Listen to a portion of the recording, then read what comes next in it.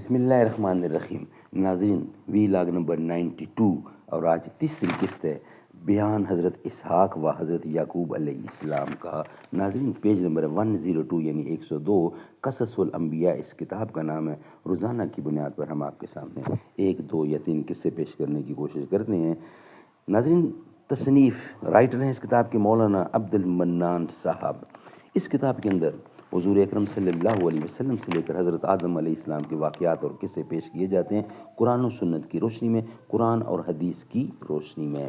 اور یہ واقعہ جو ہم آپ کے سامنے پیش کر رہے ہیں، اس کا ہیڈم ہے بیان حضرت اسحاق و حضرت یعقوب علیہ السلام۔ اس کی تیسری قسط ہم آپ کے سامنے رکھنے کو جا رہے ہیں۔ نحمدہ ونصلی علی رسولہ الکریم، بسم اللہ الرحمن الرحیم۔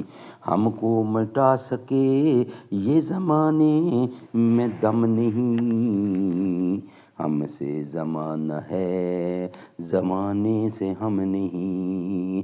ہزار برق گرے لاکھ آندیاں اٹھیں، وہ پھول کھل کے رہیں گے جو کھلنے والے ہیں۔ حضرت یعقوب علیہ السلام کی فرمائش کو ان کے ماموں جان نے منظور کر لیا اور مابین یہ شرط قائم ہوئی کہ یعقوب علیہ السلام 7 برس میری بکریاں چرا کر راحیل سے شادی کریں گے۔ جب 7 برس پورے ہو گئے تو حضرت یعقوب علیہ السلام نے اپنی ماموں سے درخواست کی کہ اب 7 برس پورے ہو چکے ہیں، اب آپ میرے ساتھ راحیل کی شادی کر دیجئے۔ یہ بات سن کر ماموں نے اپنی بڑی بیٹی کو، جس کا نام لیا تھا، اس کو خلوت میں حضرت یعقوب علیہ السلام کے سپرد کر دیا، حالانکہ شرط شادی کی راحیل سے تھی۔ حضرت یعقوب علیہ السلام نے دوسرے دن اپنے ماموں سے جا کر کہا کہ میں لیا کو نہیں چاہتا، آپ سے تو میں نے راحیل کی درخواست کی تھی۔ ان کے ماموں نے حضرت یعقوب علیہ السلام سے کہا، ہماری قوم کا دستور ہے کہ پہلے بڑی بیٹی سے شادی کرتے ہیں، پھر اس کے بعد چھوٹی بیٹی کی شادی کرتے ہیں۔ اگر ایسا ہم نہ کریں گے تو لوگ ہم پر طعنے کسیں گے کہ دیکھو فلاں رئیس قوم نے اپنی بڑی بیٹی کو تو اپنے گھر میں بٹھا رکھا ہے اور چھوٹی بیٹی کو بیاہ دیا ہے۔ یہ بڑے عیب کی بات سمجھی جاتی ہے۔ اگر تم یہ چاہتے ہو کہ راحیل سے شادی ہو جائے تو پھر تم کو 7 برس تک بکریاں چرانا ہوں گی، اور 7 برس تک تم اپنے ساتھ لیا کو اپنے نکاح میں رکھو، پھر تم کو اختیار ہوگا، چاہے دونوں بہنوں کو ایک ساتھ نکاح میں رکھو یا نہ رکھو۔ اور یہ حکم اس زمانے میں جائز تھا کہ ایک شخص 2 بہنوں کو بھی ایک وقت میں نکاح میں رکھ سکتا تھا، اور اب شریعت محمدیہ میں بیک وقت دونوں بہنوں کو ایک نکاح میں نہیں رکھ سکتا، چونکہ قرآن مجید آخری آسمانی کتاب ہے اور اس کی قوانین قیامت تک کے واسطے کا کارآمد ہوں گے، اور اس میں کسی وقت بھی کوئی ترمیم و تنسیخ نہیں ہو سکتی۔ اور 2 بہنوں کو بیک وقت جمع کرنا حضرت ابراہیم علیہ السلام سے لے کر تا نزول توریت تک تھا، اور قرآن مجید میں 2 بہنوں کو بیک وقت جمع کرنا حرام ہے، جیسا کہ حق تعالیٰ سبحانہ ارشاد فرماتے ہیں، وَإِن تَجْمَعُوا بَيْنَ الْأُخْتَيْنِ إِلَّا مَا قَدْ سَلَفَ۔ ترجمہ، اور نہ جمع کرو 2 بہنوں کو، اور نہ جمع کرو 2 بہنوں کو مگر جو آگے ہو چکا ہے سو ہو چکا۔ پس یہ باتیں سن کر حضرت یعقوب علیہ السلام نے اپنے ماموں جان کی 7 برس اور بکریاں چرائیں،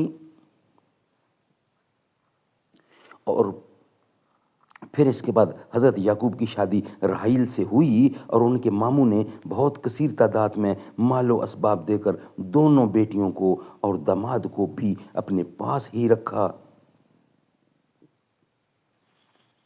بی بی لیا کے بطن کے 6 بیٹے تولد ہوئے، ان کے نام یہ ہیں: روئیں، شمعون، لیوی، یہودا، اسخار، زبویوں، اور یہ نام توریت میں مذکور ہیں۔ اور ایک مدت تک بی بی راحیل سے کوئی اولاد نہ ہوئی۔ ان کی ایک لونڈی تھی جس کا نام زلفی تھا، اسے حضرت یعقوب علیہ السلام کی خدمت میں دیا، اس سے 2 بیٹے پیدا ہوئے،